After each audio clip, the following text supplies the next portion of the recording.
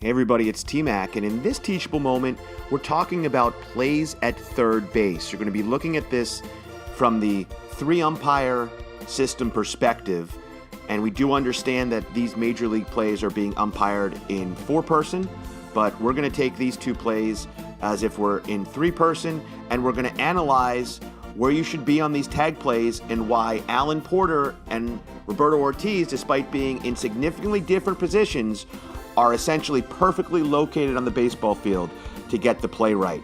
First, let's take a look at this play between the Astros and White Sox, in which we have essentially a natural triple, even though the ball goes through the first baseman's legs. If we were in three-person here, the home plate umpire would be making this call at third base, and he'd have plenty of time to get in position for the call.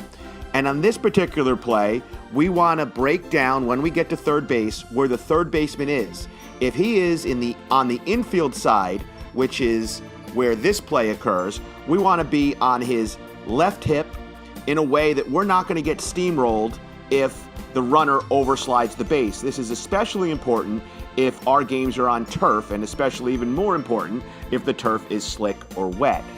This makes the game a little bit different to officiate based on the turf aspect versus the natural surface. So on this particular play, Ortiz is right where he needs to be, and he sees the contact with the glove and the body, has the out call, has really good timing on this play, takes a look at the glove and has his out call. Now he is positioned on the infield side with the fielder, and the reason that is you want to have the glove coming at you, and you also want to be able to see the disconnect. So if that runner is missed on the tag and overslides the base, all Ortiz has to do is take one, maybe two steps to his right, and then essentially be on the foul line and be able to see the continuing action of the tag.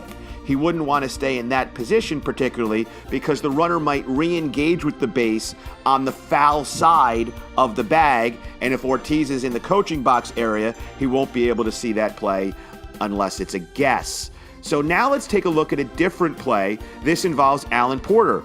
And a lot of people ask, well, I don't know where to be at third base. I'm just starting three-man. I don't know where to be. Well, let's take a look at the opposite play. And in this particular play, the third baseman is on the outfield side of the base, so the runner adjusts and is going to slide accordingly, you would normally expect. So Porter is following the fielder and gets to the outfield side as well, and then sees a tag on, I think that's the hamstring area on Harrison, and has an out call. So on these particular plays, you're only a couple steps different in position, but if you're in the wrong position, you're missing the play. It's just a brilliant call by Porter. He sees the tag because he's in still, gets a great look, has the tag, has the baseball, goes to the glove briefly, and has an out. And that is why number 64 is a crew chief. So these two plays are not the same. So analyze where the third baseman is. If you're in three-person or four, analyze where the third baseman is. If he's on the outfield side, get with him because you want to have the glove coming at you. And also remember that for the most part, the runner is going to adjust, slide to the opposite of where the fielder is, and that's going to enable you to take a step in towards the play and adjust towards the back end disconnect. A lot of times the play is not over until the completion of the tag and the completion of the slide now, because we have so many fielders keeping tags on runners. So this play may look simple and it may look like two clear out calls confirmed on replay, but if you're not paying attention, you're not studying, you're not officiating the play to its completion, you could look like a fool on a play like this. And that is why these two guys are in the big leagues.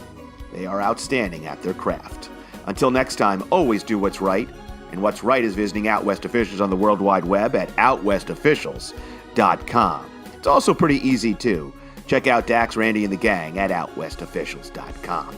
Till next time, once again, do what's right, not what's easy. Happy umpiring, everyone.